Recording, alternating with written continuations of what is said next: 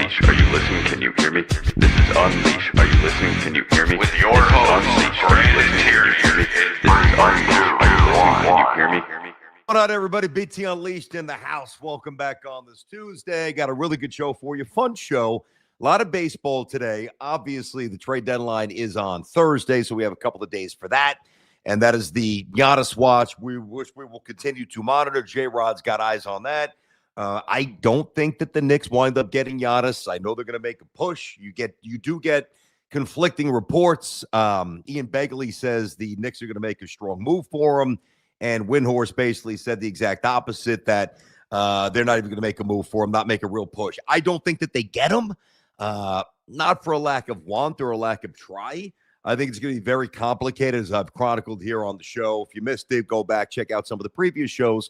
A lot of Knick content, obviously, where I just think it's going to be very complicated to get that third team, which is going to be a necessity, and maybe even a fourth team, which would be, which would increase the odds of the Knicks getting him. I think when it's all said and done, especially since they're playing better, not that I think that this team's going to win a championship. I don't, but they have played better. They also played some pretty bad teams during the 6-game stretch. But, if they were like losers of 5 of 6 or 6 straight rather than winners of 6 straight, you might have a different motivation. I get the sense, not as a report, just as, whatever, kind of connecting dots here. I think that they think that it's worth one swing with this team, which I kind of did as well at earlier points in the year. I know they've modified the defense a bit, which is pretty interesting. It's kind of a, it's a schematical thing where, and then I'm going to jump right into the baseball, but it's a schematical thing, and it's actually working out. I'm very curious how it works out against better teams. Again, they played some bad teams here, so they've kind of stabilized and gotten fat on teams that they're absolutely supposed to beat. But basically, the concept that they used to do was they would funnel everybody in from a defensive point of view.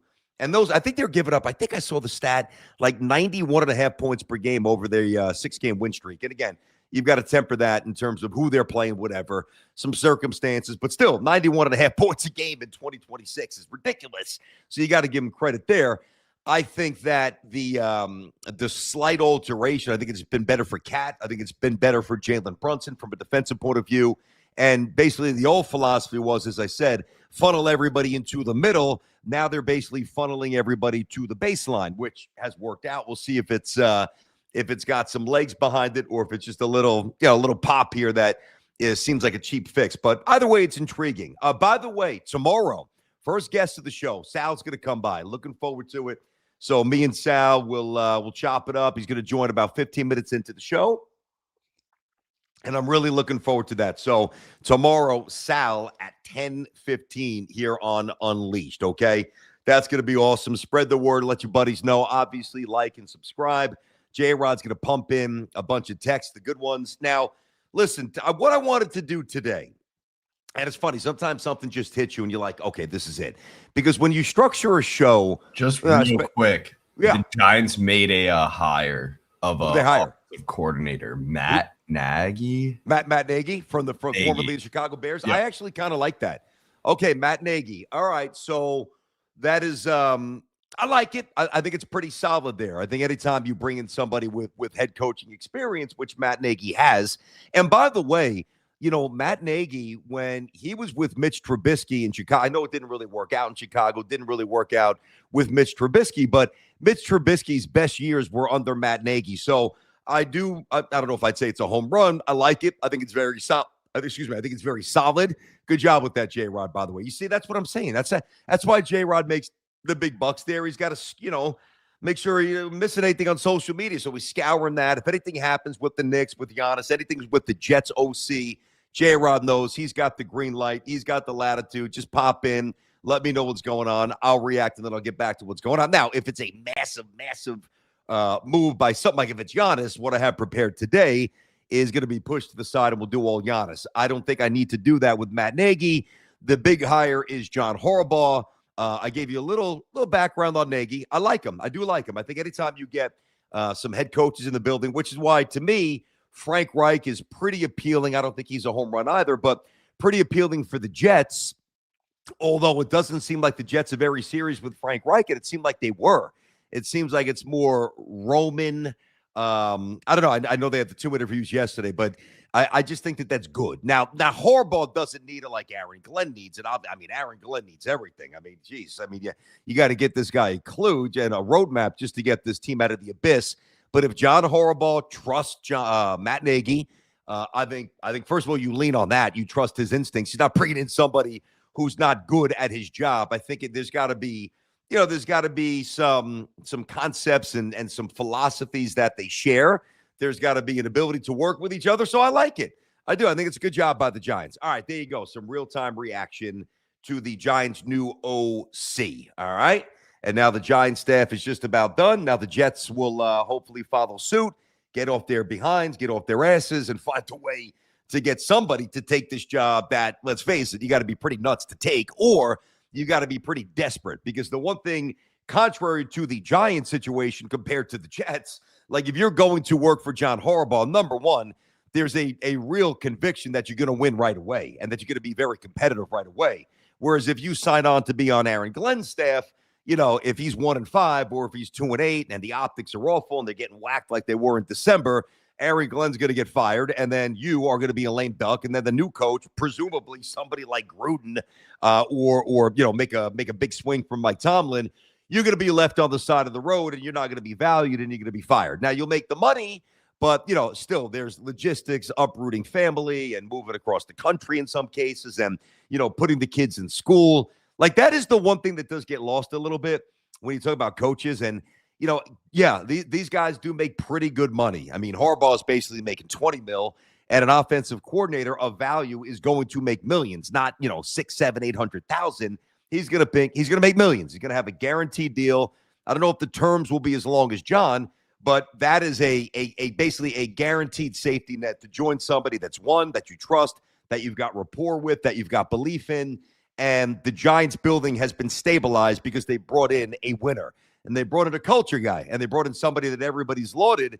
Whereas with Aaron, and again, it's pretty much the antithesis. Not a knock on Aaron.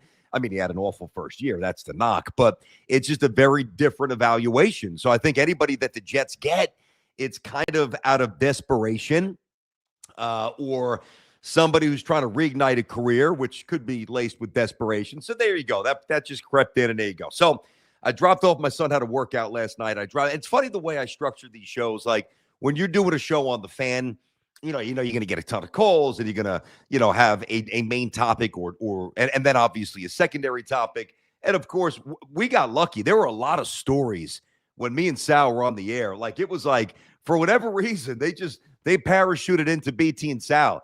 Like that's the show that got all the breaking news, which was a lot of fun. And we got to get that live reaction. Now, some days are easy. Monday after a Jet-Giant game, coach gets fired. I mean, those are layups. You come out, you give your opinion, you hammer the phones for 4 hours, you call it a day. It's a little different with a YouTube show. There's got to be a little bit more structure. And some days it's a little less obvious what I'm going to talk about. So I dropped my son off at the workout, as I said. I'm like, what do I feel like doing tomorrow? Like, all right, we did Giannis the other day. We're not going to get news tonight, I don't think. I don't think we'll get news today. This was me thinking last night. I don't think we'll get news today. Obviously the Giants situation is fairly resolved, although we just got that nugget right there with the OC. I'm not going to get on the air and talk about Knicks in terms of the winning streak. I'm not going to lead with St. John's, although I will give you a little bit of St. John's game tonight. And more importantly, UConn on Friday at the Garden. Like, what do I want to do? I said, I want to do baseball. What do you think I want to do? So I have constructed a list, right? Now, this is both for the Yankee and the Met fan. I've got the 10 burning questions, the most pressing issues that will face the Yanks and the Mets coming into the season. Now, just a little full disclosure here.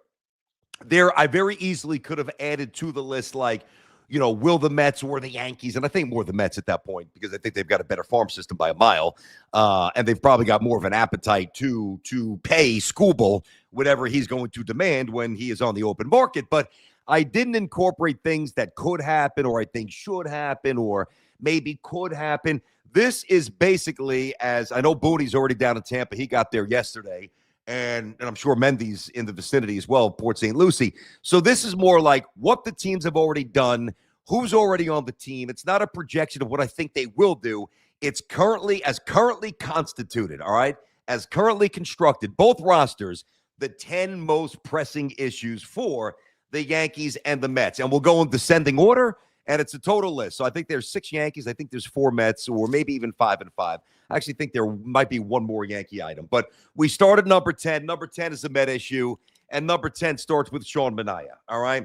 So is Sean Manaea going to bounce back? That to me is number 10. Number 10, will Sean Manaea bounce back? Now, to be clear, Sean doesn't have to, reestablish himself as the staff ace that he was the final 18 starts of the season back in 2024, where the Mets almost made a World Series run. Well, I mean, they made a real run, almost got to the World Series. And that obviously with Sean coincided with the tweak in the windup, obviously coming more from the outside, a little bit more deceptive, and everything just married. And he really did look like an ace. And I'd never thought, even when Sean was a young, ascending, interesting pitcher, I never viewed him as a guy who had top shelf ace stuff. And that's fine, because I think in this situation, I don't think he has to be. With Peralta, 1, I would imagine McClain 2. I mean, sure, if you want to protect McClain, you could put Manaea 2 to start the year and McClain 3, or even Peterson 3, McClain 4, Holmes 5. There's a lot of different variations as to how the Mets can structure their starting rotation. Obviously, Sproat's gone. I believe Tong at some point, not to start the year, but I believe at some point Tong will be in the mix and get the baseball with decent frequency. I think at the end of the year, Tong's probably going to be in the rotation. I like him. So I'm a fan of his. I'm a massive believer in McClain. But number 10 for me is, will Sean Manaea bounce back to the point of maybe some middle ground? Not the ace that he was for those final 18 starts, as I said, back in 2024, but certainly not the guy that was getting bamboozled left and right and was an absolute floundering mess who the Mets could not trust. I mean, his ERA was almost 5. I think it was slightly over 5.5. I think it was actually 5.64. So if you get that, you have problems. If you get the 2024 version of Sean Manaea, which I don't think that you will get, then you win the division going away, in my opinion, with the added sticks and the other elements we'll get to. But number 10, will Sean Manaea bounce back? All right. Number 9. But, I should have done a little, I should have put J-Rod to work last night, right? How about a little music, a little number 10, a little theatrical presentation? We'll start adding those bells and whistles. We will. That way, as I'm thinking about that, I'm like, why didn't I do that? Number 9, all right? Now, this will not be answered right away. This will be answered, I would say, April. Let's get into May. And then you got to give him some runway, see where he's at. I would imagine that by July 1st, we're going to have the answer as to how long of a leash the Yankees are willing to provide Anthony Volpe at this point. I mean, when you look at Anthony Volpe and you look at the draft status, which is a first-round pick, you look at the local angle, which obviously adds to the noise, both the good noise when he does well. Like when he hit the grand slam, I was in the stadium when he hit the grand slam in the World Series against the Dodgers. I'm sure, like if Soto would have done that, or obviously Judge, or, Verdugo, how do you do? Like somebody like that, it would have been nuts because it's a grand slam of the World Series, but there was a personalization. New Jersey kid, grand slam, World Series. Wow. And then last year, he really fell apart and didn't take any steps forward in terms of things he's got to correct. We're no longer at the point of, he's young and, he's still figuring things out. He's played 3 seasons here. And the thing about Anthony is that what he's not good at is very hard to justify running him out there on a daily basis. Now, I do, and Aaron Boone pushes back on this one aspect, and I agree with him. Like, there was a point for a month where he was a mental mess. He was a catastrophe defensively at shortstop. Now, as a rookie, when he won the Gold Glove, he was really good. He wasn't Ozzie Smith. He wasn't, Vizquel, somebody like that. But he fielded the position really well, and he was about timing because he doesn't have a great arm, so everything's got to be in sync, and he's got to be technically sound and perfect, and he's got to have the range, which he does. But the disintegration of a season a year ago, like it's one thing is we watch Volpe, and he's not getting on base with any real frequency, high strikeout rate, low walk rate. So the tools of Anthony Volpe are not really on display because what he's bad at, he's statistically among the worst in baseball at. Like you can't be getting on base 28, 29% of the time. You just can't. You can't have an OPS. I know it crept over, got a little bit higher last year, but you cannot consistently have an OPS in the 6 changes or an on-base percentage between 285 and 299. You just can't have it. It's untenable. Like, you can't do it. You can't do it for the Pirates, and you sure as shit can't do it for the New York Yankees when you're trying to win a World Series, and there's other issues that you've got to worry about. I don't know. I don't know what to expect from Anthony Volpe. My fear with Anthony is that he's really got to go through a major mechanical overhaul. And part of it is philosophical in terms of what he's looking to do. And the other aspect is really just getting the bat on a certain plane that will allow him to do what I think he's best equipped to do. Now, I don't know if he's ever going to hit this height. As a matter of fact, if I had a bet on it at this point, I'd probably say more no than yes, because there's just too many at-bats, too many empty at-bats of evidence where I'm like, oh, man, I can't. I could support him and I could root for him, but the conviction has really waned. It just has. And, he's got a little pop and he can run. But when you're not on base, that speed is marginalized. So that's a big problem. If Anthony Volpe was just a 260 hitter, instead of hitting 212 and 210 and 213, whatever it might be, in that neighborhood, which is just unacceptable for a first-round pick, if he's a 260, 262, 265 guy, and instead of being on base 28, 29% of the time, 312, 315, just kind of not even 320, but you now couple that with a batting average that, I know it's an antiquated stat, but for him, I think it's really important to his development and to his long-term viability, because if he's not on base, he's not running. And if he's not running and he's striking out a lot, and he's not a pure power guy, he's got a little sneaky power here and there, but that shouldn't be his game. So number 9 for me is, what's the length on the leash for Anthony Volpe? Because he's not going to be ready to start the season. And all these things, I told you I was texting with his dad the other day, and I know that the Yankees gave a favorable update as well. I know Booney said that he's coming along a little ahead of schedule, but he's not going to start the season. He's not going to be ready in April. So Caballero's going to get run there. I know they don't trust Rosario to play shortstop defensively. So it's going to be Caballero's show. I mean, it really is. And during that point, I think the more Caballero plays, I think the more he's exposed. So I think it's going to be a welcome return for Anthony Volpe. And then you get Caballero back to that super sub spot. A little third, a little second, a little short, a little left, a little right. You want to get Judge off his feet, whatever. But then it's evaluation time.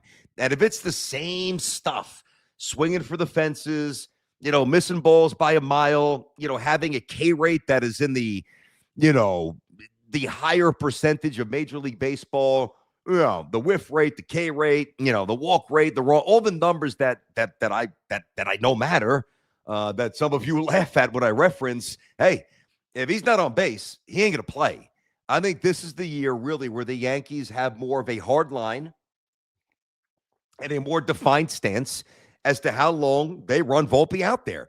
So number 9 is the length of the leash on Volpe. Boom. 10, Ken Minaya return to somewhat, it's a loose approximation, 70% of what he was at the end of 2024. Number 10, number 9, Volpe. Number 8, this one's going to be very interesting. Can you fully trust Devin Williams as the closer? You're talking about a guy, and I'm not just going to bombard you with numbers here. I don't have to, but if you're a baseball fan, you knew before he went to the Yankees, he was untouchable. Unless you're Pete Alonso, who touches them up in the biggest spot. But, in totality, Devin Williams, he didn't throw as hard as Mariano, but he was kind of in the neighborhood of being that dominant where you just couldn't touch him. And 3 years in a row, the ERA was sub-2. Didn't put guys on base, didn't walk guys, just an automatic boom, lights out, punch you out, quick, effective, dominant, and really no hiccups over his career in Milwaukee. Superstar, where to the point where you can really make the case, like those 3 years that he put up, if Devin Williams, and now last year was awful, but if Devin Williams had 3 more or 4 more years like he had those 3 years, and even before that, where they were really good, just not quite as dominant, Devin Williams putting up Hall of Fame stats. Like, I know that sounds crazy, but he really was. Now, you don't need him to be a Hall of Famer with the Mets, but he can't be Armando Benitez. He can't be Braden Looper. He's not going to be Edwin Diaz. Understand that. But this is where it becomes really interesting for me, the emotion that's going to be in Citi Field, because we still don't know if this guy's built for New York. I mean, just because you left the Yankees, you're still in New York. You're only 9 or 10 miles away.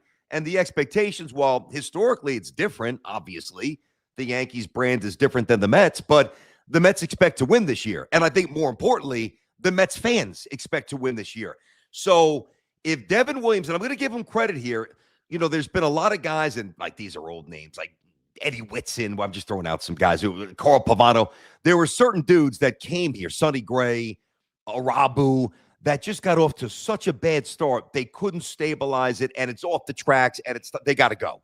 Like, first they got to stop pitching or playing in meaningful spots, and then eventually they got to go. Like, they got to be banished from the Yankees or the Mets because New York is swallowing them up. I do believe that Devin Williams is going to be really good. I believe that he's going to recalibrate because he did last year. And while the stats for Devin Williams compared to his Milwaukee stats were heinous, it was largely hijacked by certainly an awful April and then one other bumpy month. Like, he had a couple of months where he was really good. So the fact that he was able to kind of gain control of his own narrative, which was spinning off the road, tells me that I think that Devin Williams is built for this. I do. But if he stumbles early, especially with the exodus of Diaz, who you guys love, and he's the best closer in baseball, he better start well. And the other thing, too, if he doesn't, there's no other options, at least immediately. Like when he didn't pitch well for the Yankees were able to mess around and have some other arms, then eventually go and make a pivot and go out there and get Bednar. He is the guy. Diaz is with the Dodgers, and they're going to win 105 games. So if he doesn't pitch well early, that's sound. And that's like, it's one thing to boo a guy, right? It's one thing to react to a guy's poor performance, but there's a different sound. It's only like New York and Philly. Even Boston's not quite like the New York and Philly baseball vitriol machine. There's a little word of warning to Devin Williams. Flush that nonsense out fast and start well. That's number 8. So number 10, if you're just tuning in, the most pressing concerns and questions for the Yankees and Mets heading into the season. And again, I'm not throwing in there, will the Mets get Skubal? Will the Yankees get a righty bat, which I know they're going after? Will they add another arm for April and May, like a back of the rotation guy? There's other things that can happen. And that very, more ancillary things. I don't think there's any big ticket items. I keep saying trade for Nico Horner. I don't think the Cubs are going to do it, and I just don't think he's going to be here as much as I want him here. So I guess I got to stop saying that. It's more about how much do they trust Dominguez? Does Jones make the team? Do they make a little trade that on the margins here and there, like a Rosario Caballero move like they did a year ago? So there you go. Manaya, length of leash for Volpe. Number 8, is Devin Williams truly built? I'm talking about from April to October for New York. I don't mean sporadically great and then intermittently awful. That's not going to fly. And if it does, he is going to be punished by the fans in Queens. And it should be. All right. Number 7. This one really excites me. Is Ben Rice on the precipice of being a star? Is he on the beginning part of his journey where he's going to be a great Yankee hitter?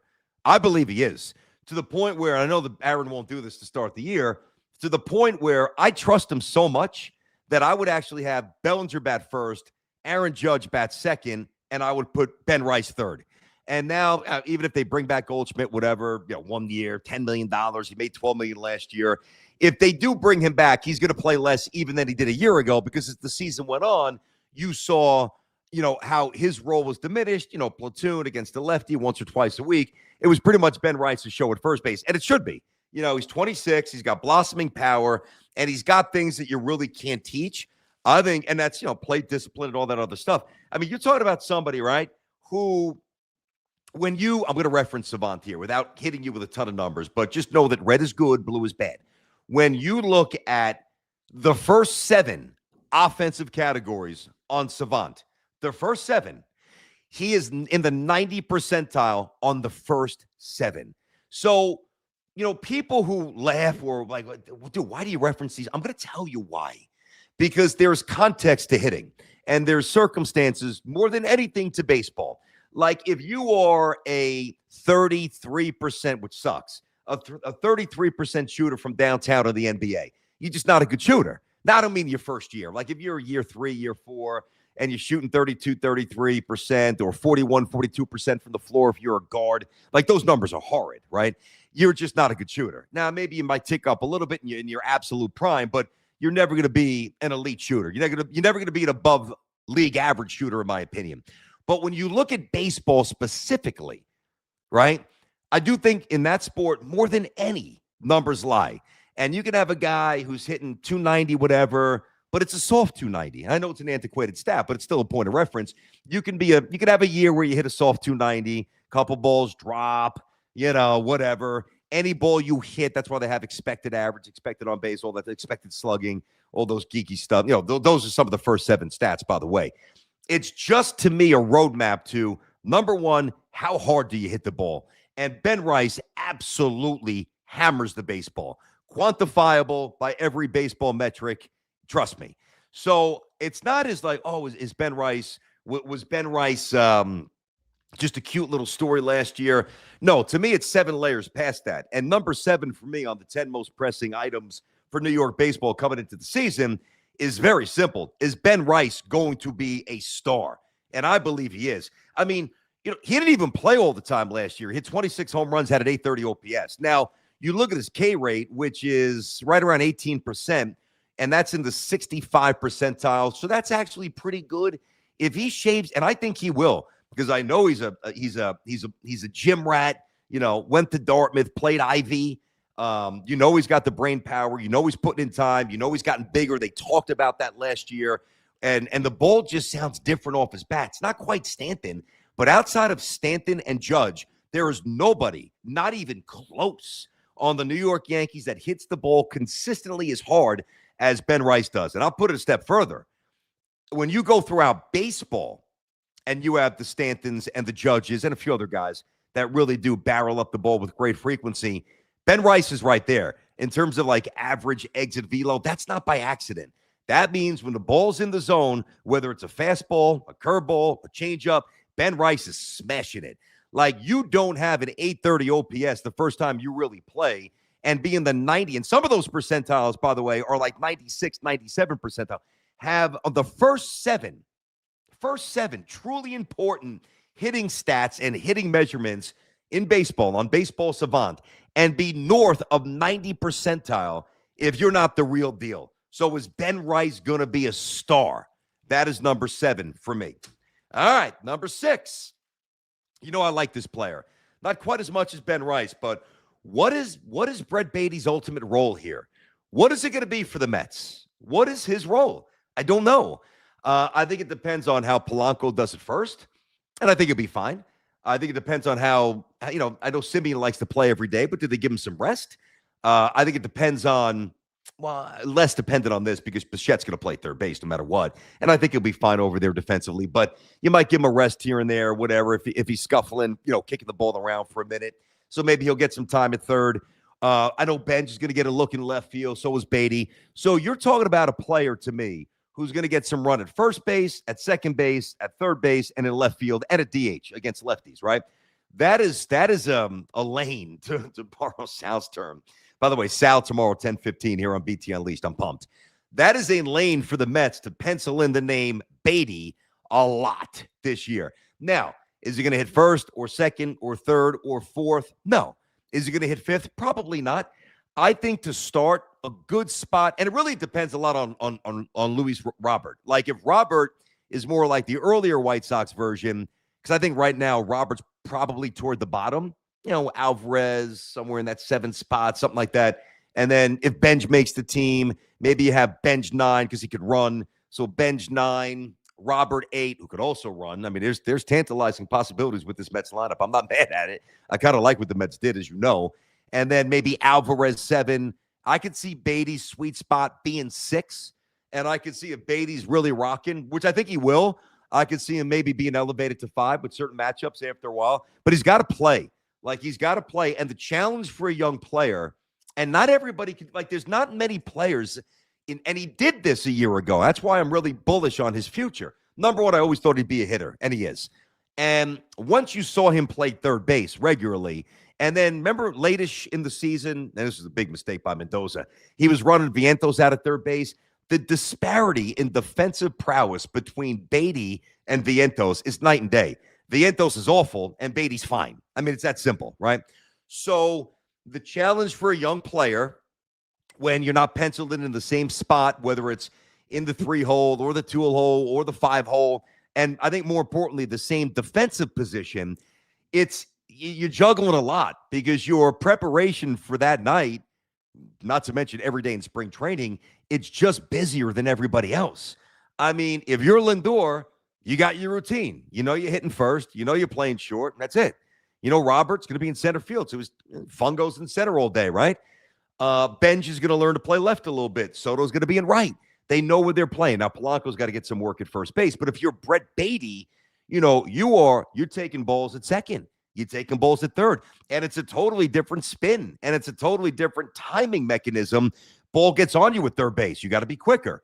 Second base, you got more time, and he's not a great athlete. So, positioning and anticipation and all the mechanics of the position for somebody like Baty at second are paramount. Like he's just not.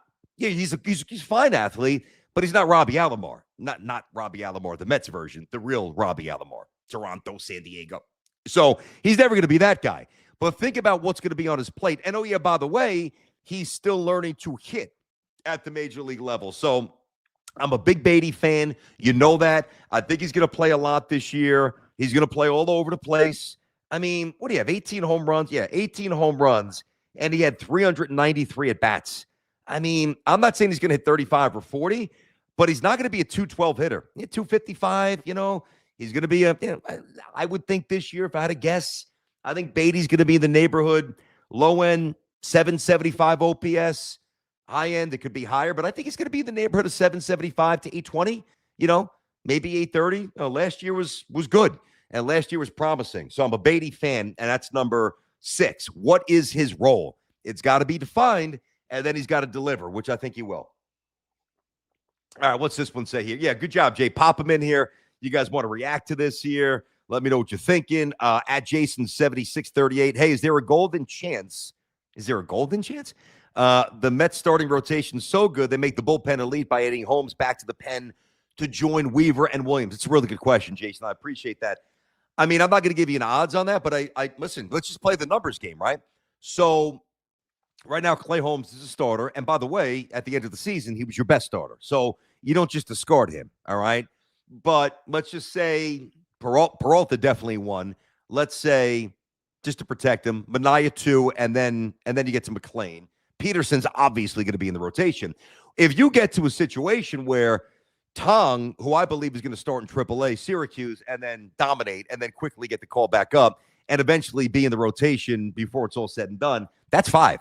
And that's not even counting Senga, who I know many of you are ready to move on from. But when Senga's healthy, and Senga's right, Senga's pretty good. Now, the problem with Senga is I think he's a little soft. He's very slow to recover from injuries. Like, he's one of these guys. I call him like a humidor guy. It's got to be perfect temperature. I'm not a big cigar guy. I've tried. Just not, I don't know. Like, you play in these golf outings or you go to a wedding and they hand out cigars. Yeah, I don't love them. It could be a $45, $50 Cuban. It doesn't hit me the way I wish it did because I would really enjoy it, But if you have a good cigar, it's got to be in the humidor. Otherwise, it's going to get dry. It's going to start to crack off, whatever. It's got to have perfect, a little moisture, a little perfect temperature. And to me, he's a humidor pitcher. If it's 1 degree in the wrong direction, my hamstring, my shoulder, I need 6 days, an extra day off. Like, it is annoying. I understand. And it's a lot to juggle. But back to the question there, I do think that there's a chance that that's possible. And if it does happen, and let's work from the 9th inning backwards because I gave you the rotation, let's go Williams. At that point, I would go Holmes, and then I would go Weaver. Like, I would trust Holmes more than I would trust Weaver. So, and then it's a very appealing possibility. Now, we can wake up tomorrow and they trade Senga. Like, they just don't want to put up with it anymore. Whatever. They get somebody, they get a bullpen arm. Somebody needs a starter. What he signed? 5 years. I think it was 5 years, $75 million. Couple of years already lopped off, so he doesn't have much left on the term. So if you have a team, a small market team that views him all right, I got 2 years to go, whatever it might be. Maybe the Mets will buy out some money, maybe not. Let me put him in the rotation, hope for the best, because when he's good, he's good. And, that would be a pretty plausible move or a possibility for a team that's looking to take a shortcut, roll the dice on somebody with some upside who's not making a ton of money, and it's not a long-term commitment. But I do think that that's possible. I think that's an astute observation on your part. Good text right there. Keep them coming. Hit me up. I'll jump in, to the texts as I see them. All right, so in descending order, real quick, the 10 most pressing issues facing the Yanks and Mets entering the 2026 season. Number 1, does Sean Manaea bounce back? Pardon me. Number 10, my bad. Number 10, does Manaea bounce back? Number 9, what's the length of Volpe's leash? How much do they keep running him out there when he comes back and he gets some chances to really play every day, gets Caballero back to a super sub spot? If he's not performing, what are they going to do? Number 8, can you fully trust Devin Williams? That's a big one. Number 7, is Ben Rice a star? I love the kid. My answer is yes. Number 6, is Brett Baty, what is his role when it's ultimately defined? And do they run him out there enough for him to, I think, fulfill a fairly high-end hitting or profile as a hitter? Charlie F, 6675. Mets' issue last year, thank you for that, Charlie, appreciate it, buddy, was more their starting pitcher than their core, in my opinion. Peralta trades aces. Now Stearns needs to finish by getting a top closer. Williams was a disaster last year, far from a guarantee. Well, he's your closer, so don't expect somebody to come, down to Port St. Lucie magically out of thin air. Devin Williams is the closer. Whether or not he remains the closer, well, that's the evaluation. Because think about, and there's always a way to pivot, guys. Think about the Yankees bullpen last year. It was Devin Williams, and then it was Bednar. And the year before, Weaver was a beast, and then he wasn't. So Clay Holmes was really good. Then he was gone. It's such a revolving door and such an unpredictable position. I don't get, now, I'm not talking about closer as much as I am that 7th, 8th, and even high-ish leverage 6th inning, like in a tight game. Those other guys, they just fluctuate wildly. So you're not going to invest a ton of money or a ton of terms in a 7th or an 8th inning guy. You will do it with your closer. Williams does not have a long term. It's in and out. If it doesn't work out, boom, see ya, which is part of this Mets, at least Stearns, pitching philosophy as they groom some of the young guns there. So I think that I do think it's a good question, but I would also push back in the regard that, or a good point, that I also think that the Mets core was not good yet last year, and even in the year before. I don't need to do that again. We've talked about it. We all know who was proven right ultimately. So they've moved on. And they saw what several of us saw. They just didn't say it. They did something about it because it's their team, and that's what you got to do. So I think it's fair. I think you're partially right. I would partially push back on the other stuff. Okay, number 5. It's just something about this guy that bothers me, and I don't know why. I do. I'm going to quantify why in a minute. But on the surface, like if I said, Yanks going to have a guy in center field who's going to hit 34 home runs, hit 240-something, 250 almost, right? He's going to be a good center fielder. Not great. I know the metrics took a step back, but he's going to hit 34 home runs in center field. And he's going to have pretty good range, and he's going to have a decent arm, and he's going to go get most of the balls out there. He's never going to embarrass you in center field. Wouldn't you take that? And by the way, Cashman did say this, and I do agree with this. I don't agree with Cashman too, but by the way, haven't heard back on the invite, Brian Cashman, the challenge that he levied to, I guess, seemingly everybody the other day. Challenged us to talk about that the Yankees weren't running it back and that it was definitely a World Series team. He said, I challenge anybody. Well, I challenged him to come on the show. I've yet to hear back, so he's yet to accept the challenge. Hopefully that changes. I'm not expecting it to, but I would love to challenge him on that, respectfully, of course. But if you think about, if you take away the name and the qualifying offer and this thought, which, by the way, is not incredibly correct, like there's still some of you that think because Grisham accepted, and I was surprised that he accepted it. I was. I don't even know if I would have offered it. Like, I didn't really want Trent Grisham back. I'm on the record with that.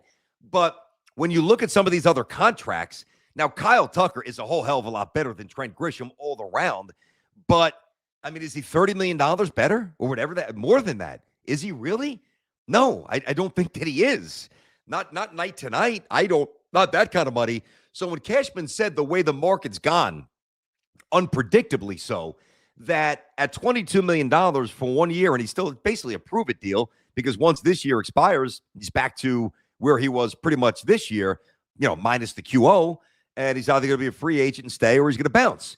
And the reason why this is so important here, and I don't really know the answer. I'm going to talk through it, but I'm not really sure.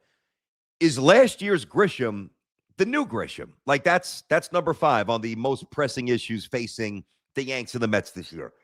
Which Grisham is showing up? Please stand up. Please stand up.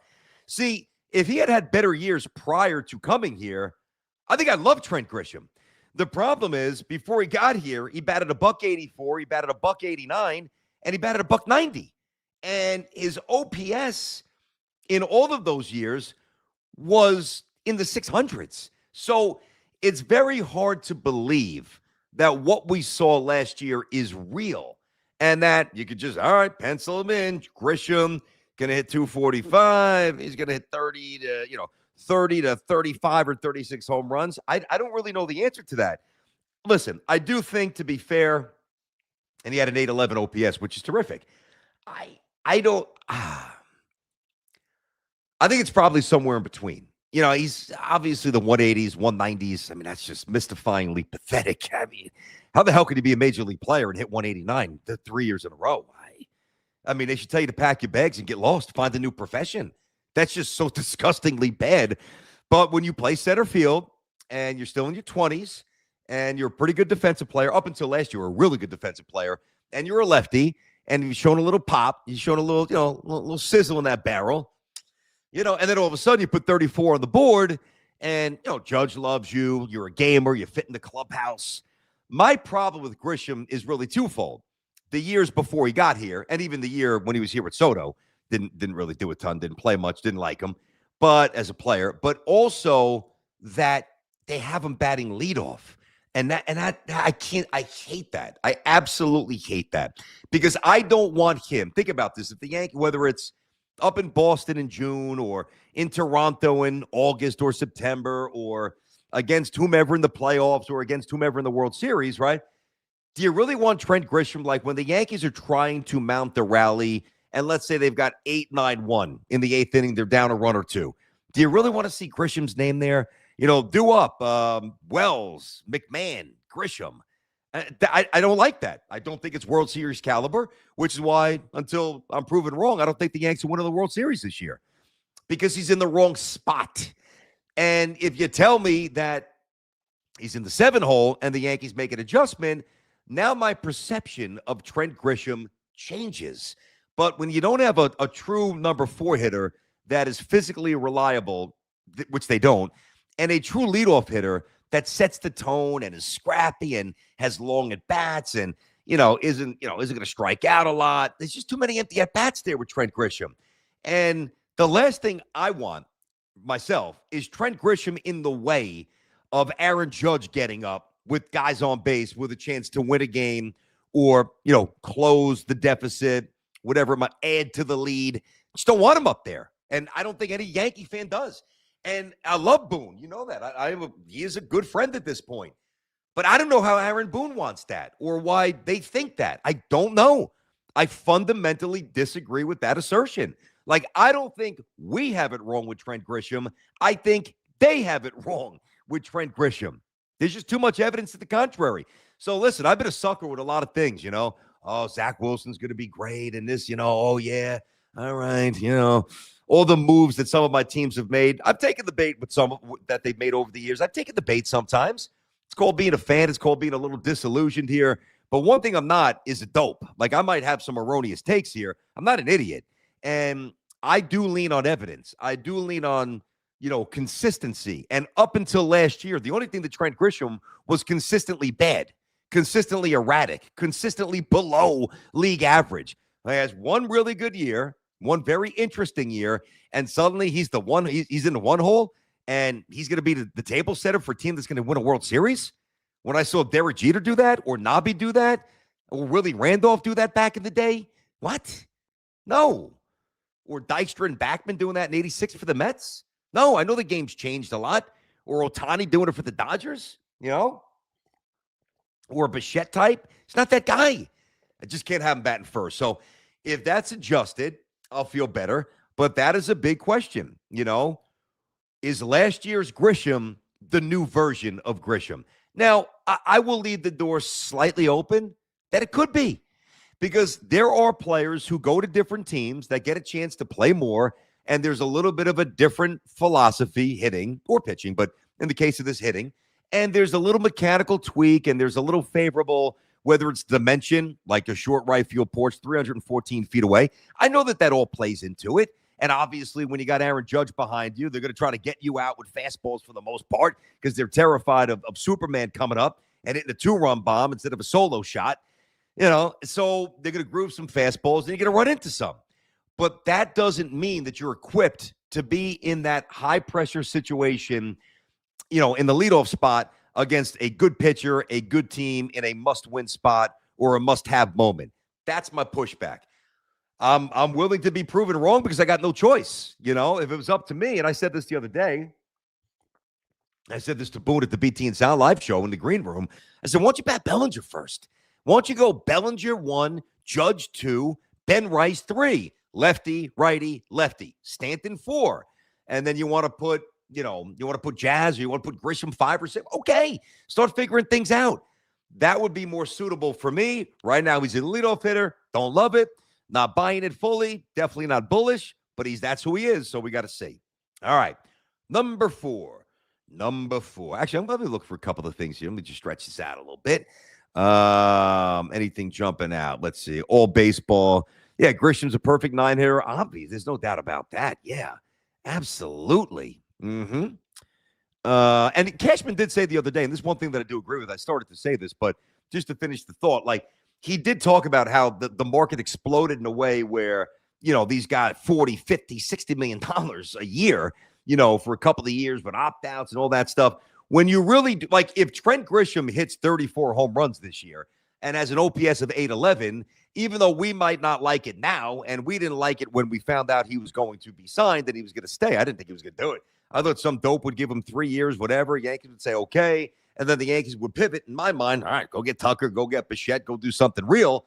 And that was the source of my consternation early. But if he does put up 34 bombs with an above 800 OPS, and he's making $22 million in the process, then nobody's going to complain about that. And there would be no complaints, really, if he's not batting first there. That's one of the things.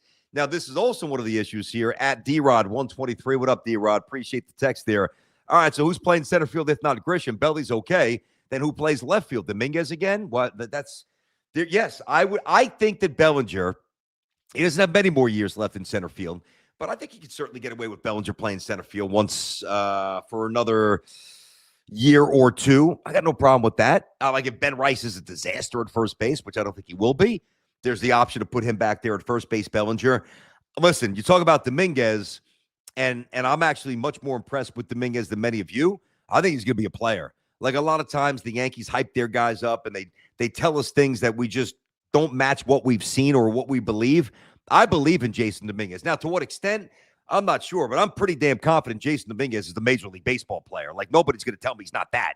When you steal 20 bases and you hit 260 and you barely play, you're a Major League ball player. You just are. And your on base percentage is actually pretty decent, and your OPS is pretty decent considering the infrequent playing time. Now, if you can't handle left field, you certainly can't handle center in spacious Yankee Stadium. So, no, you're not going to put Dominguez in center. Spencer Jones is not going to make the team, in my opinion. So that's a problem. If Jones was ready, I think Jones profiles more defensively in center. So I think one of them is going to be sent down, and it's going to be Dominguez is not starting the year in the minors. There's no way. He could be dealt. Jones could be in the minors. But I'm not saying that there's an abundance of options. I'm just telling you about Grisham. Ideally, if Dominguez wasn't a disaster in the outfield, it's a very easy answer. You put him in center field, and then you have Bellinger in left. But I think if they would have had great confidence, even though they are confident, but that next level confidence in Dominguez, and he proved that he could play center a year ago, maybe they wouldn't have gone after Trent Grisham. They wouldn't have offered the $22 million qualifying offer. I don't know. At Avery Summit, Dominguez for Baty trade. Why?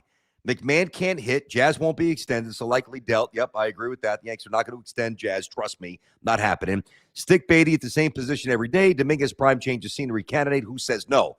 I think both of them say no. Honestly, first of all, J-Rod, put that back up. There's one thing I wanted. Do you have that in front of you? Can you put that back up? Thank you very much. All right. So if it's just Dominguez for Baty straight up, I'm not saying that wouldn't help both teams there, although I do think the Mets are really married to giving Benj a long runway to prove that he could start as their left fielder, right? So McMahon can't hit. All right, then, well, what do you do with McMahon? As we know, the Yankees, this is from a Yankees point of view. You say, like, who says no? Well, first of all, I think Hal says no. I don't think Hal, you're not going to have Ron McMahon as a bench player. He's just not that kind of play. His value is playing defense every day. You're not going to have him as a pinch hitter because you don't trust him with the stick like you do with the leather. So he's not going to be on the bench playing once a week, number one. He's got 16 this year, 16 next year. You think Hal's going to buy that out? I took him forever to buy out Aaron Hicks and Gallo and some of these other guys, you know? So I don't see him doing that. So who says no? I think Hal says no. And then quite frankly, let's just pretend the Mets were in Cincinnati. They're the Cincinnati Mets, and it's the New York Yankees, and it's the same players, and it's Dominguez for Baty straight up. Well, I'm going to answer it from my point of view. If I'm the Cincinnati Mets, I'm not giving up Baty for Dominguez. Right now, I think there's more day-to-day value in Baty. Now, he's not Brooks Robinson. He's not Greg Nettles. He's not Ryan McMahon catching the ball at third base, right? But he's pretty good. So value at third base. Again, I don't love him at second based on, and you could get that down, J-Rod. Thank you. I don't love him at second, lack of lateral burst, but he's functional. He can play, like, put it this way. I think Baty could play second base at this point better than Dominguez could play left field. And if Dominguez remains as bad as he's been in left field, then I think Baty could actually prove to be a competent left fielder, maybe more so than Dominguez. You could also put Dominguez at first base. I don't think you could put Dominguez there. Baty at first base. Dominguez is never going to see the infield. So who's not going to do it? I think everybody, you know? Now, if you asked me, would I trade, now from the Yankees point of view, I own the Yankees. I run the Yankees. Would I trade? Mets call me up. Hey, we want Dominguez. We'll give you Baty. And there's nothing else that's going to get thrown in there. There's no, like, money. There's no, like, top 10 prospect because they're both kind of the same guy. If anything, Baty's got a little bit more on the professional resume, obviously, because he had 18 home runs and he played a little bit more than Jason did a year ago. But to me, that's kind of just a player-for-player swap. And if I'm running the Yankees, would I do that? I probably would. I like Brett Baty. I probably would.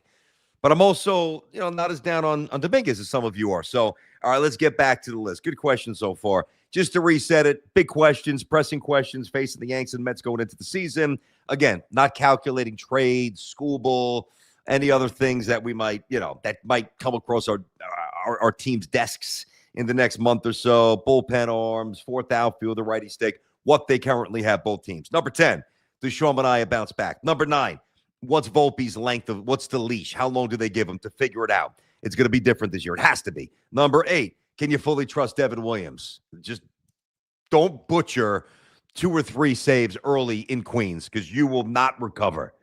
You have to start well. I think you will, but you have to. Number 7, is Ben Rice a star? Is he on the precipice of becoming an offensive star? I believe he is. Number 6, what's Baty's role? Told you that. Number 5, is last year's Grisham the new Grisham? Number 4, let's move up here on the list, Ski. Number 4. Will Cole get back to being Gerrit Cole? Will Gerrit Cole get back to being his former self? Now, the last full season that Gerrit Cole pitched, he won the Cy Young. People forget that. Not last year, didn't pitch at all. A year before, he was a Cy Young winner in 2023. So he won it in 23. 2024, I think he had 18 starts. Remember, he started late. And was good, still more strikeouts than innings. Not quite as dominant, but good, because there was something wrong. And then last year, didn't throw a single pitch, and now he's on the comeback. He's on the mend. And listen, you have to start with a couple of things. Number 1, even at his apex, now he could dial it up to 98. Like we've seen that very often from Gerrit Cole, but he's not so reliant on the fastball that if there's a slight diminishment in this fastball, which, by the way, when he's fully healthy and back in the groove, I don't think there will be. Like, that doesn't really happen with Tommy John. You come back, you throw as hard as you used to, maybe a tick more. It just doesn't happen overnight. All right, so there's going to be a learning curve. He's got to learn to trust his body, snap it off that nasty secondary stuff. It's not going to happen right away. But eventually, will Gerrit Cole get back to being Gerrit Cole? That's the important question. And my answer is yes. And even if it's 85 to 90% of Gerrit Cole, well, that's okay. Because when Gerrit Cole was shouldering the burden of being the staff ace for the Yankees all those years when they got him, right, there was really nobody behind him that was even close to measuring up to Gerrit Cole. There was a fairly precipitous drop, Gerrit Cole to number 2 to number 3, right? Well, Max Fried's pretty much as good as Gerrit Cole. And if he's not as good as Cole was at Gerrit Cole's absolute best, he's in the zip code, man. He's not too many miles away. He's phenomenal. So you're going to be a little less dependent on Gerrit Cole pitching every big game and relying on him to win every big game, because if he doesn't, the Yanks are in a hole. Now, I know Fried got shelled in Toronto. It's baseball. I mean, Maddox has gotten shelled. Clemens has gotten shelled. Randy Johnson, Schilling, Pedro. You name a baseball, an all-time great. Tom Seaver had a couple of stiff outings. Steve Carlton, Nolan Ryan. It's baseball, You want to overreact to some things like the Red Sox wild card game a couple of years ago when Cole got rocked. Go for it. Fried last year. Go for it. I look at you in totality. How many pitches do you have? How comfortable are hitters against you? And myself, I think really one of my favorite stats, like you could look at now, ERA, whip, blah, blah, blah. To me, and I've said this for a while, I think the best stat, because it tells you everything that I need to know as a former player, not at that level, obviously, but opponent's batting average against. If you got a dude whose, opponent's batting average against is 198 or 212 or 219 or 220, I mean, even if the whip and the ERA is a tick higher than Cy Young stuff, that's a guy that I want out there taking the baseball, because I know it's an uncomfortable at bat. You don't hit 212 against somebody if you're comfortable. You just don't. You hit 270 or 300 or 320. So when Gerrit Cole comes back with Fried shouldering a lot of that burden, with Cam Schlittler taking that next step, which I absolutely believe he will, you've got time for Gerrit Cole to figure it out. And provided that he does, which I believe that he will, I think the Yankees will have the best rotation in baseball. Firmly believe it. Said it for a while. Yankees will have the best. If those things happen, Yankees rotation in terms of high-end dominant stuff, in terms of depth, because you very well might have a situation where Carlos Rodon is number 5. At the very least, it might be number 4, And Carlos Rodon, and you can complain about him all you want, he was pretty good last year. I'm not all in on him because you can't fully trust him in a big spot. We've seen that. But Carlos Rodon's good. And if Carlos Rodon is going against opposing team's 4th best pitcher, like 4th in their rotation, Rodon goes from good to really good. So that's a big question. Will Gerrit Cole get back to being Gerrit Cole? I think it's less about, will he, and more like, when will he be that guy? Because I believe that he will. Number 3, all right? Let's stick with pitching here. This is a joint Yankee-Met one. Is Schlittler and McClain the real deal? Are they for real? Are Schlittler and McClain blossoming superstars? And for me, the answer, no doubt. Yes, they are. Now, that doesn't mean one of them might not get off to a rough start. It's funny. I was talking to my buddy, a guy who played a lot of baseball too. He's like, the league now has a book a little bit here on Cam Schlittler and McClain. Yeah, understood. It's a two-way street. They also have a book on the league. They also have a bit of a familiarity, a little bit, but they've got some intel they didn't have before they came up to the bigs and pitched and made a real mark for the Yankees and Mets about, what certain umpires, even it's going to automate it eventually, but, like strike zones and, what players can handle, backed up by analytics, but also backed up by being on the bump, looking 60 feet, 6 inches away, and knowing what somebody can handle and what they can't. All right. And when you're in the minors, it's a theory. When you've done it in the majors, even if it's a small sample, it's a real tangible thing. So to me, that's one of the big parts of both of these team seasons. Like if McClain is the horse I expect him to be, I love him. You know that.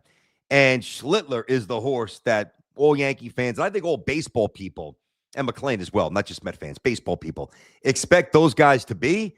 Now, the elevation for what the Yanks and the Mets this year could be is absolutely through the roof from a pitching perspective, from a team accomplishment perspective. Think about this, guys. I know we get a little worked up with the hype.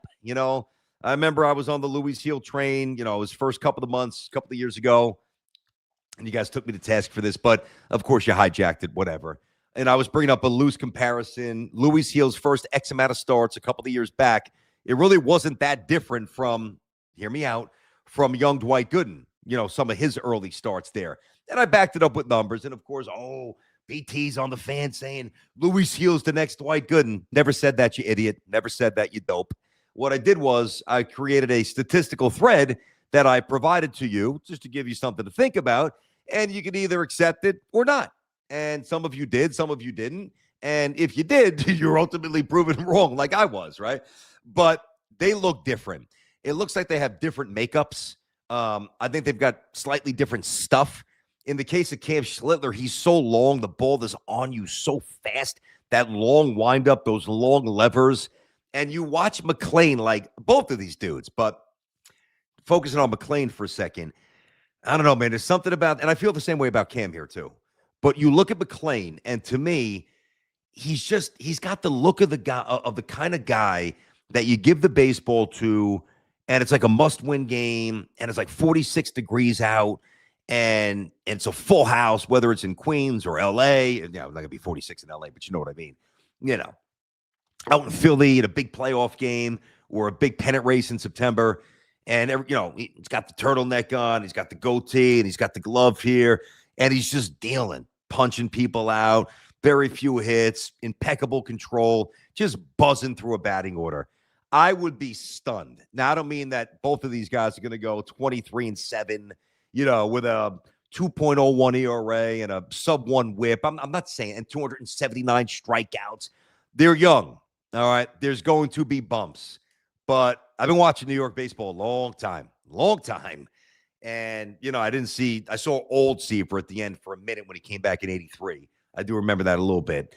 I was obviously so Doc. Didn't really see Pete Guidry in the 70s. He was more in the 80s for me. Obviously, Yankees brought in a ton of studs, but Pettit didn't have that stuff. Even when Clemens was here, I don't know that he quite had that high-end stuff that he had when he was with Boston or even Toronto when he won a couple of Cy Youngs there. These dudes are different. It's more in line with like a Matt Harvey type, and you just get the sense that McClain and Cam Schlittler are wired differently. No disrespect to him, but I'm let's face it. I mean, part of the reason why he melted is because he couldn't handle the superstardom and the trappings of New York. Just couldn't do it. And he fell in love with being a superstar. And, before you know it, that partying and, I'm sure it's fun, hanging out with models at the clubs every night, whatever you're doing, but you're not focusing on your job as much as you should be. And it eventually derailed his career. And he's talked about that. I'm not trying to talk out of school, and I'm not trying to diss Matt Harvey. But Matt Harvey had that stuff. Obviously, DeGrom had that stuff. Mets couldn't score runs for him. These guys, they're in the ballpark of having that same stuff. And I think that their makeup is more like DeGrom than Harvey. And that's a great thing. So number 3, are Cam Schlittler and McClain, are they for real? I think they are. Number 2, this one's been kind of pushed to the side. And I'm not so sure that it should be. The number 2, I think a lot of you disagree with this. That's fine. I think the number 2 most pressing issue item on the Yanks and Mets checklist this year entering the season, does Mendy's seat get hot again?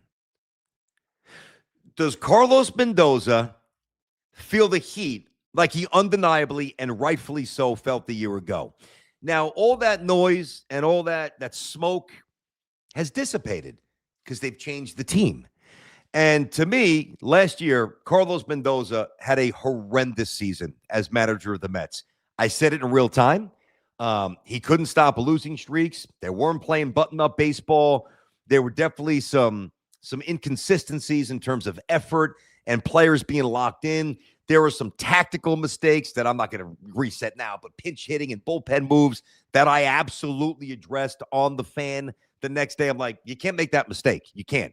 It's not your first year. It's your second year. Now it's your third year. And now a lot of the components that we perceive maybe to have been a little bit of have a negative effect on the chemistry. It's a whole new clubhouse. And a lot of the guys you brought in are gamers and winners and good clubhouse guys. Peralta, A-plus clubhouse guy, gamer. Bichette, A-plus clubhouse guy, gamer. Don't really know enough about Luis Robert. I get the sense this could be a good thing and a bad thing. Bad thing because if you do this, it's not a great thing, but a good thing because you might be able to flip the switch.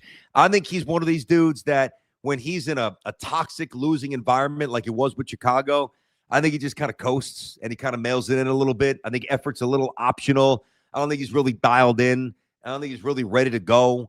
And I think he's got enough pure physical prowess to still be viewed as a very enticing option around baseball. He was always talked about at the trade deadline. You know, I know the Yankees actually were sniffing around Luis Robert if they didn't get Bellinger back. Saw that earlier today, which I wouldn't have loved, but, you know, the fact that they were looking at him tells you that there's a desire, like a desirable skill set. So I think when you get him in a winning situation, or what should be a winning situation with a better culture, I think you're going to get more of the early Luis Robert than the later Luis Robert. But I don't know what kind of clubhouse guy he is. I think Soto is fine. I think he's to himself.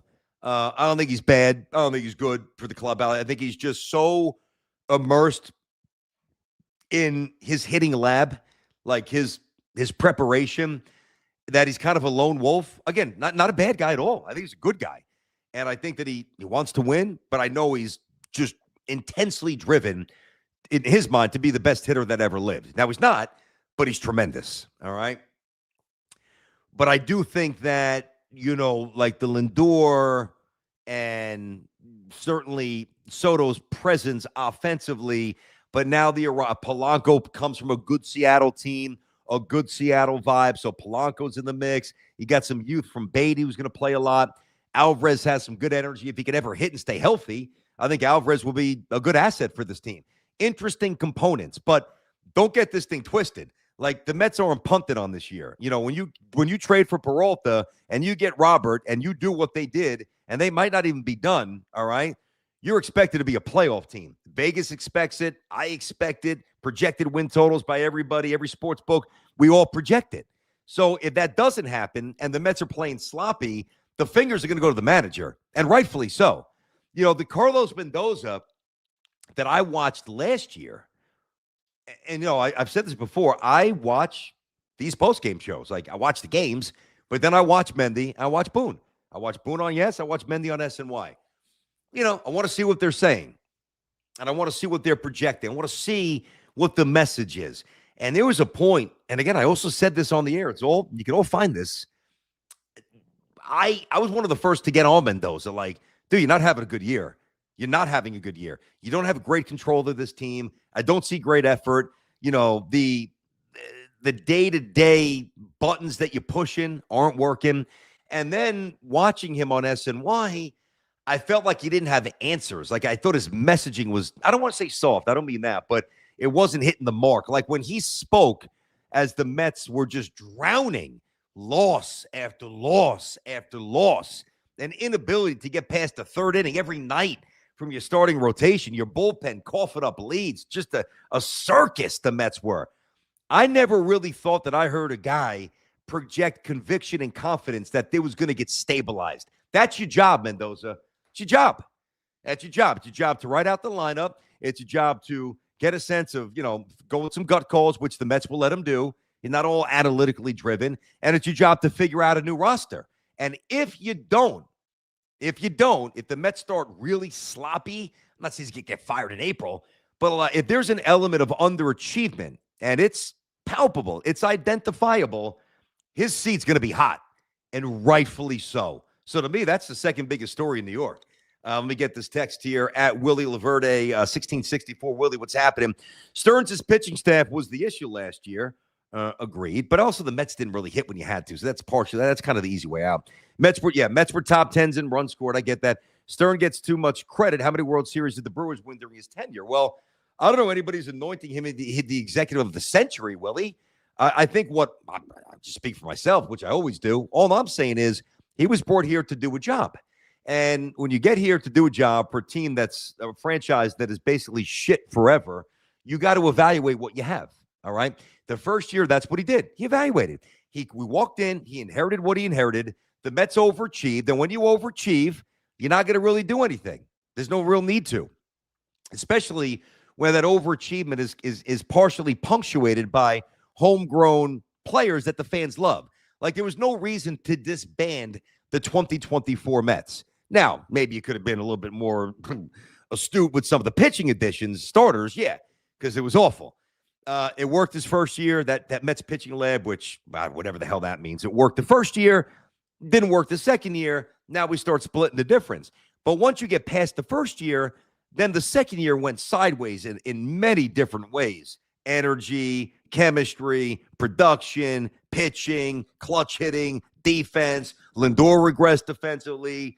Soto out there in left. Nimmo was and got a rag arm in left field. Vientos is a disaster wherever you put him. So those are all baseball items here, and Stearns addressed them. Now, when you say, well, what World Series did he win? Don't take this the wrong way, Willie, but you're the kind of fan that frustrates me. You're that bottom line fan who doesn't allow himself to think 3-4 levels beyond and really inject all of the context into the conversation. Let me ask you this. His baseball acumen, based on what he built in Milwaukee, has proven to be better than whatever the Mets have done in Lord knows how long in terms of a continuous 5-year window, right? Brewers pretty good. The Brewers won more games than the Dodgers did a year ago. There were 4 or 5 teams that won more regular season games than the Dodgers. Yankees were one of them as well, obviously tied with Toronto. Brewers had 97 or 98. They won more, all right? So that doesn't mean they're better than the Dodgers, obviously. And you got to win eventually if you want to be hailed as a great executive. He's young. He just got here. You try to fix the Mets, which is not an easy job, especially now when there's this deconstruction and now a rebuild. So you got to give him time. But you're also kind of the guy, I think, Willie. Again, don't take it the wrong way. I know you watch the show, you text. I got love for you. But you're a frustrating person to have these conversations with because you're so linear. It's not always a straight line. You've got to incorporate, at least you should, the other items that I think matter. And all the winning that he did in Milwaukee, short of a World Series, if he had another $100-something million, you don't think that he may have had a better chance to win a World Series?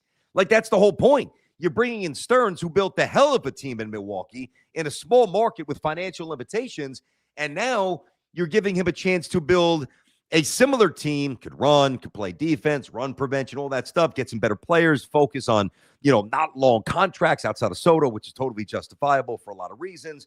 And now you accent that eventually with, a payroll that, well, not eventually, it already does, that reflects those teams that spend the most and reinvest money the most of any teams in baseball. Got to give this guy a chance to do his job. It's like saying Dan Marino's not a top quarterback because he never won the Super Bowl. That's what I mean about the frustration, right? Like, I'll give you Super Bowl week, right? So I'll give you an example. So obviously, in terms of accomplishment, Tom Brady's the GOAT. He's not the best quarterback of all time. He's not for me. He's not the most talented quarterback of all time. He's the greatest winning. He's the greatest winner. All right. And I know the stats are there as well, but he is just the greatest quarterback winner in the history of the sport. GOAT with that. Are you telling me that if I know he had Shula, who was also really good, but if you had Belichick and Marino had those defenses and the ability to run the ball like the Pats did at times during the Brady era, and some of those other coaches that they had on the staff, which were phenomenal, that Dan Marino would have won a championship? I believe that he would have. So that just frustrates me. Same with Ewing, same with Barkley, same with Stockton, same with Malone, same with those guys that don't have any, or the dudes who have one that we get on for not having 2, or the guys that have 2 that we rail on for not having 3. Like, understand, guys. Yeah, I understand what we want as fans. We want to win. We want to win a championship. But I think the failure to incorporate everything, and pertaining to this with Stearns, with Willie's text, where they were, what they're trying to be consistently, not, oh, wow, that was an amazingly fun year. We almost got to the World Series. 83 wins, no playoffs, dismantle the team. Can't have that. Like, that doesn't happen to the Yankees. We can complain all we want about the Yankees, but the Yankees are always here. Maybe the year they get to the World Series, they do here, then they come back here, but they're always kind of here. Even the year, and Aaron Judge, who had, I think, 38 home runs that year when he ran into the wall, those stupid moron Dodger dopes had that concrete slab from 1968. They still had like a representative competitive season. They didn't win 75 games and go in the toilet. There wasn't anarchy in the Bronx. They had a shit team who Aaron Judge elevated, and with Aaron Judge, they're a playoff team. He got hurt, basically missed months of the season, and they weren't able to recover. I promise you, if Aaron Judge doesn't run into that concrete slab in L.A., they're a playoff team, and he's the MVP. And that's what I mean. Like, you just can't have you just can't have this. You can't. That's why we get annoyed and frustrated. Like, all right, what's the next level for the Knicks, right? But at least right now, the Knicks I know they lost 6, now they've won 6. But the last couple of years, Knicks have been on autopilot, being consistently in the conversation of a team that's got a puncher's chance to win a championship. Like, even if they don't get Giannis, and I don't love this team to win, I don't think they will, but, I mean, they got a real chance to get to the Eastern Conference Finals and beyond. I just think they'd lose to a team out west. I'm not even sure they'd beat the Pistons. Like, if the Pistons make a sneaky trade, there's problems with the Pistons. There might be problems already because they ain't afraid of the Knicks. But the point is that, the last couple of years, Knicks have always been here. Give you a chance, top seed, home games, win a couple of rounds. You got a shot. Yankees here, make the playoffs, win a couple of rounds, have a shot. That's the point. Now, the Giants, the belief is that the Giants will eventually get back to there. Here comes John Harbaugh. All right, maybe this year's only 8 or 9 wins, but eventually, once they fill in the gaping holes on the roster, which they will, and once they're better coached, which they will, and better run, which they will be, now the hope is, especially if Jackson Dart is the guy for a long time and stays healthy, you're looking at kind of being in the mix every year as the Eagles start to break off, and who knows about the Commanders, and Dallas is a mess with Dak. They'll never win. They're not going to win. So you hope that the stabilization of the Giants, like the Knicks, like the Yankees, is on their way. And, it might be a modest pop this year. Maybe you're in the hunt for the wild card in December. Maybe you fall short. But guess what? There's no, 9 wins like they did, win a road playoff game, win 3, 4, 5 games, draft, 2, 3, 4, 5 in the draft, and then stay down there for a couple of years, and then, maybe have one good pop, and then right back down to the basement. So you've got to give him a chance. I know that's a long answer, but that's a really important question. When you say, well, what has he done? He's never won a World Series. Well, to me, that's lazy evaluation, much like those, and this number has dwindled, right? Because now think about the complete opposite here and how we use that mechanism of maybe chastising Stearns, but some of you choose to use that to defend Cashman. Oh, look at all the World Series he's won. Shit, if I'm going by what Willie just texted, then I would be Brian Cashman's biggest fan, even though Watson won it in 96. But, 98, 99, 2000, get back in 01, get back in 03, win it in 09. I mean, Cashman's the best. No. Cashman's a Hall of Famer, but Cashman has not done the job that I think he's needed to do these last couple of years, maybe more than last couple. Hence, I'm all over him. You know what I mean? But even with that, I recognize there's an element of stability. Like, you go into every season saying, all right, Yankees should be really good this year. And there's varying elements of really good. Like when they had Judge and Soto, I'm sitting there saying they're going to win a World Series. They didn't. They got there. This year, I think they're a playoff team. I think they're low 90s right now. And I'm a little bit worried about the start of the season because of the young pitching that they'll rely on as guys get back. But that's the thing. Anyway, number 2, Mendy's hot seat. All right. Let me give you this again. If you guys are just tuning in real quick, I'll get to number 1. I think you guys are going to find this interesting. Number 1. Number 10, how does Sean Manaea bounce back? Does he bounce back? Number 9, how long is Volpe's leash with the Yankees? It's got to be different this year. Number 8, can you truly trust Devin Williams? Number 7, is Ben Rice a star? You know my answer. Number 6, is Brett Baty, is he in there every day? What's Brett Baty's ultimate role? How much do they trust and how much do they run Brett Baty out there? I'm running him out there every day. I'm a big fan of the kid. Number 5, is last year's Grisham the new Grisham? Is this Grisham 2.0, and he's going to remain 2.0 for a little bit? We'll see. Number 4, is Cole back to being Gerrit Cole? We'll see. I think eventually, yeah, but you got to see it. Number 3, fascinating. Are Schlittler and McClain for real?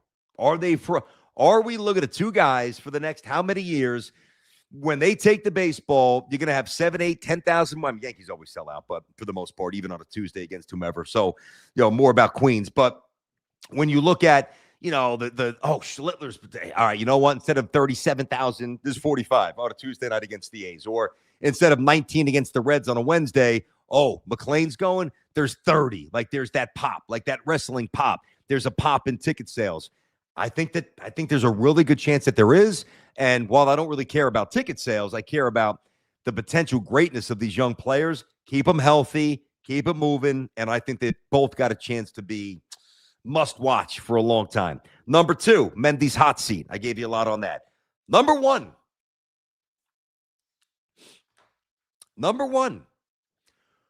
Will Aaron Judge still be Superman?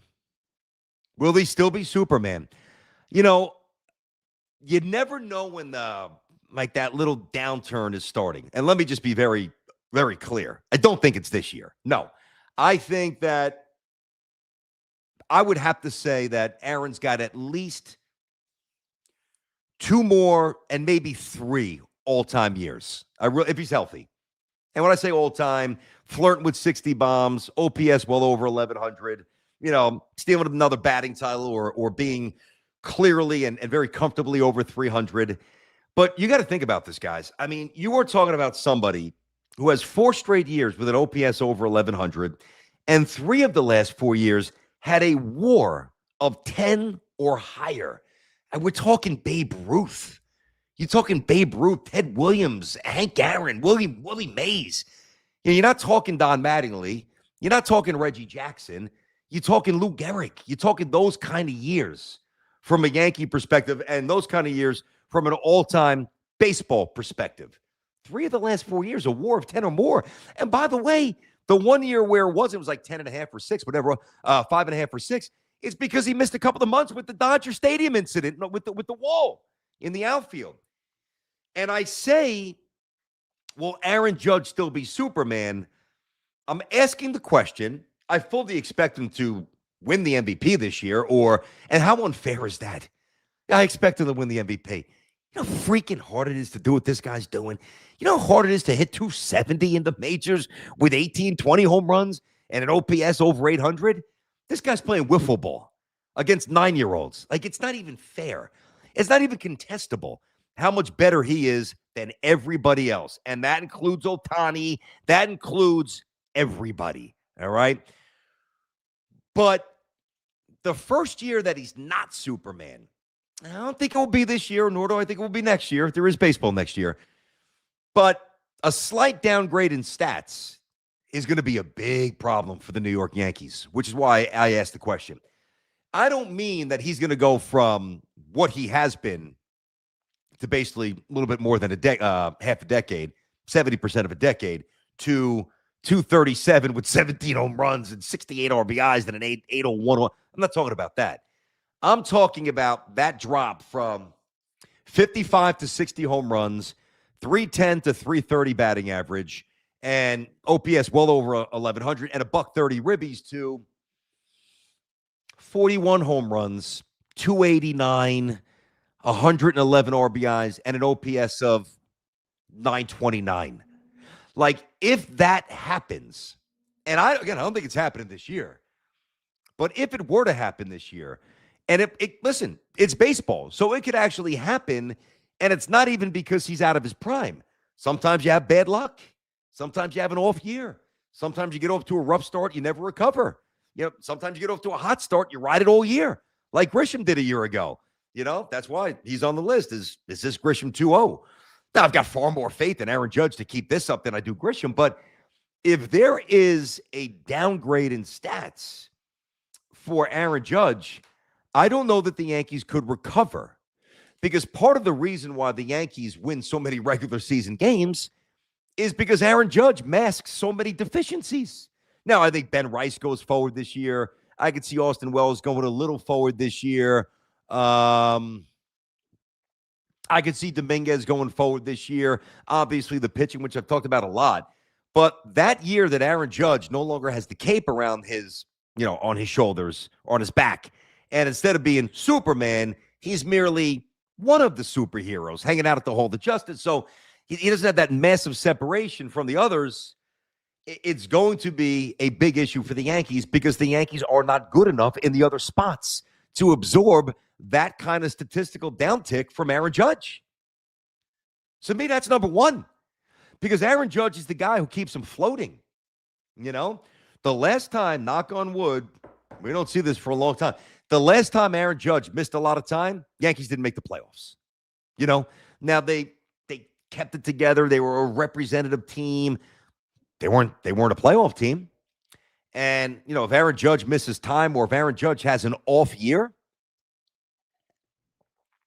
between the American League East being stacked, I mean, you can't tell me that it's not on the table that the Yankees don't miss out on the playoffs. Now, they wouldn't resort to a 70-something win team, but, you know, could they win 87, 88 and just narrowly miss out, or just get the wild card, play a game and, you know, basically a quick wild card exit? Sure, it's possible. And I think many of you are still kind of living in a little delusionville here because there's this expectation, Judge can do it forever. Well, number one, we all know he's not. Ewing got old. Messier got old. You know, Lundqvist got old. Guys get old. Get old. So if Aaron Judge is not the absolute best player in baseball again, and that's what I mean by Superman, even if he's an all-star, but he's not quite what he's been, it's a problem.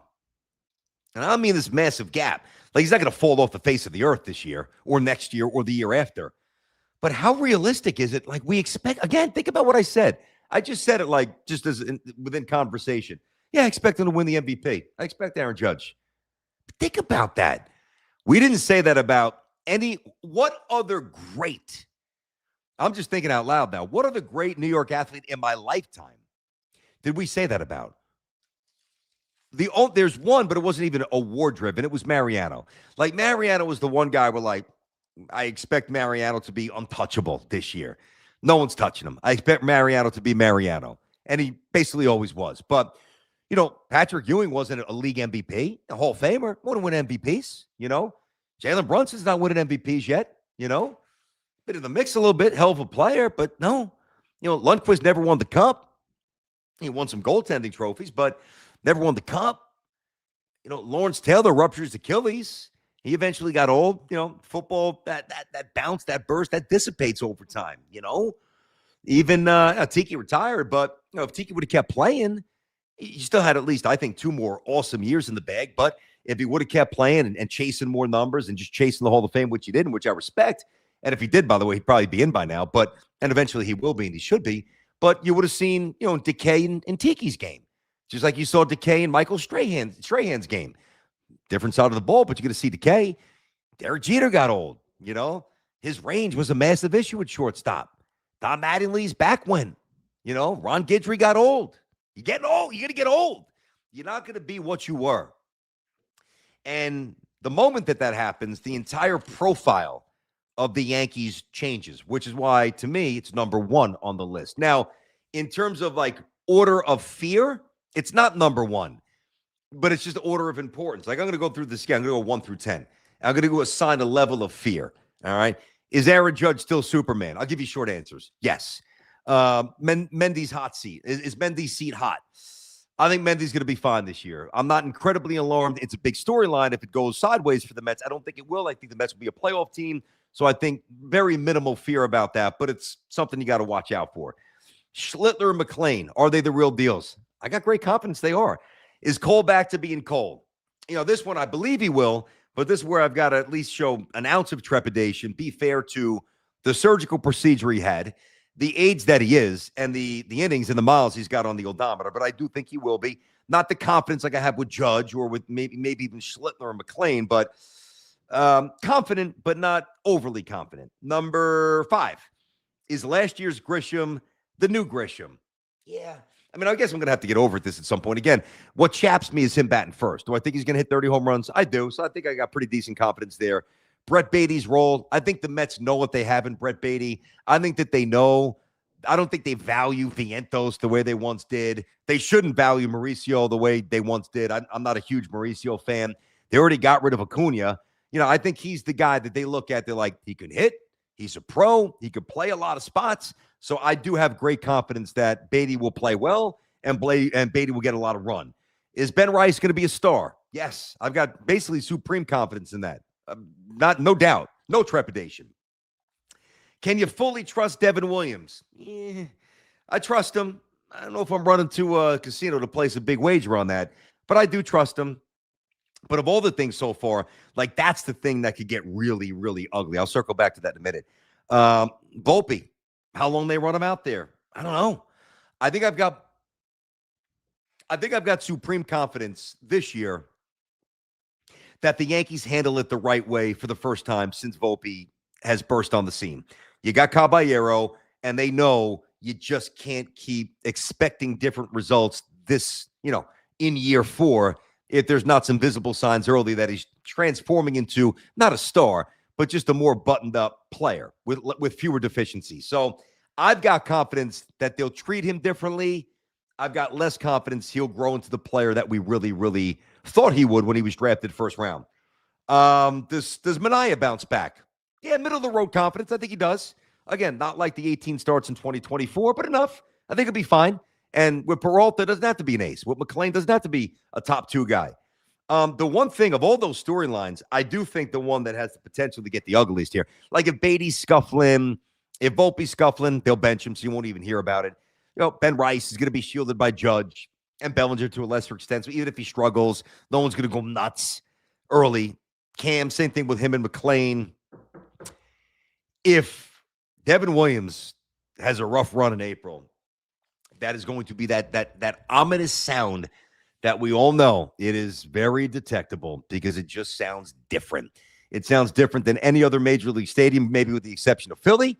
And that New York sound, when not only do you lose trust in somebody, and it takes a little while to get there, right?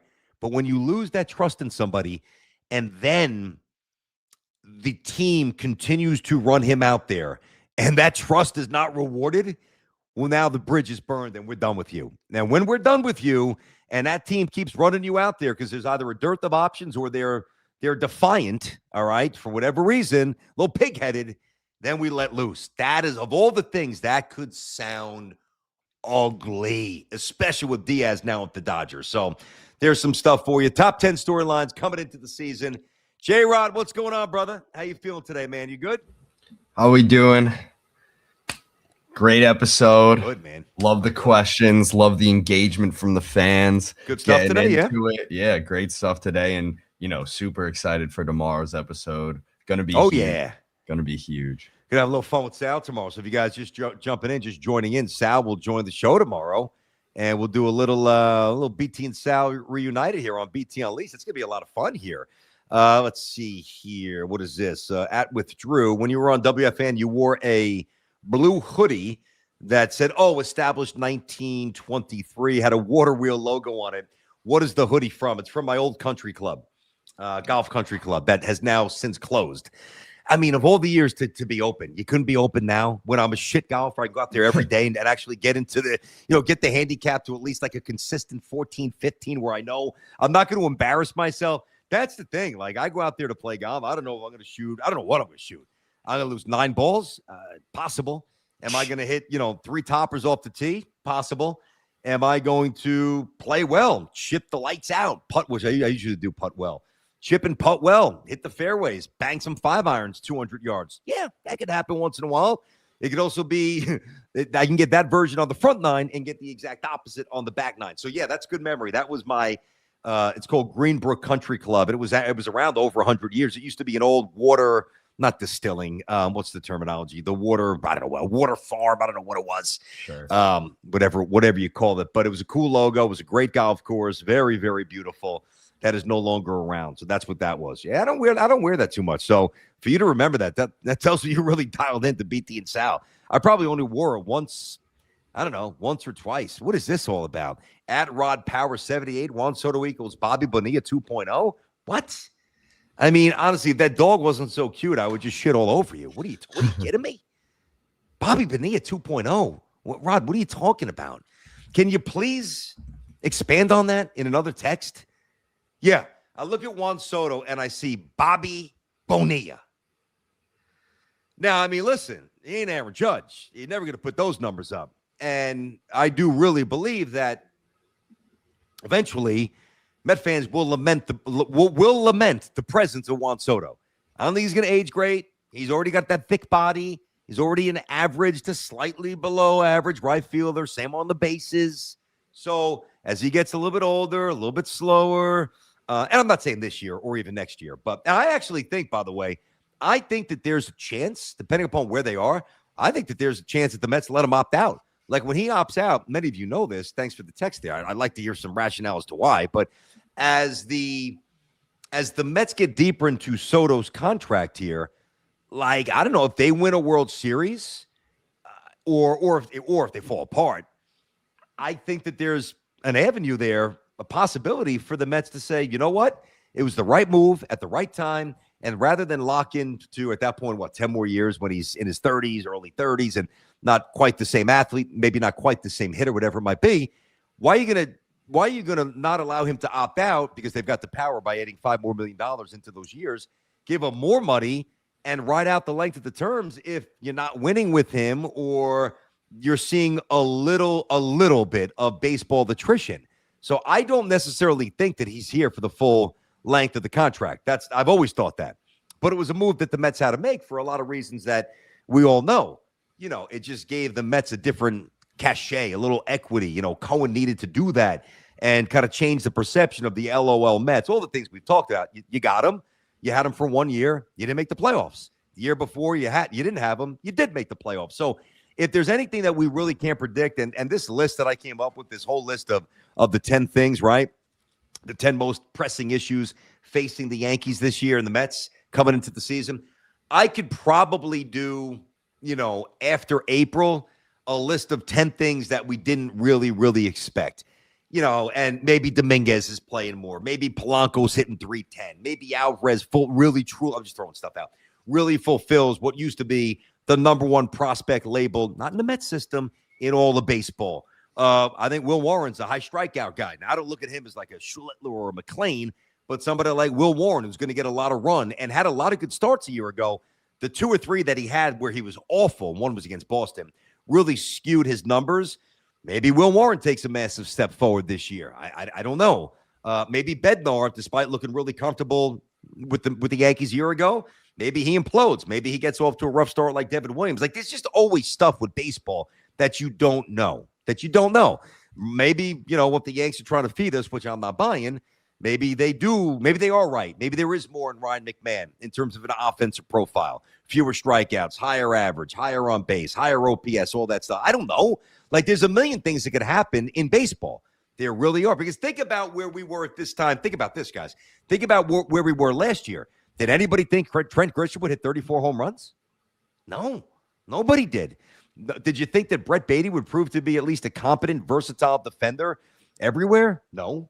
Did you think? I think you probably had a sad inkling that could be Pete's last year with the Mets. But did you think that defensively, and the numbers back this up, that Lindor would take a big step back defensively? He kind of took a big step back. I think it's going to be stabilized this year, but he took a step back. Like, don't get that twisted.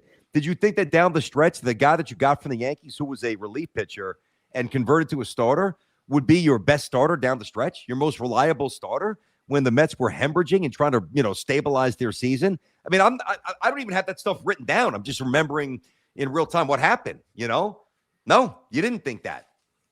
And why should you? It's baseball, Susan. It's highly unpredictable. And this is just a roadmap to big storylines for the Yankees, big storylines for the Mets.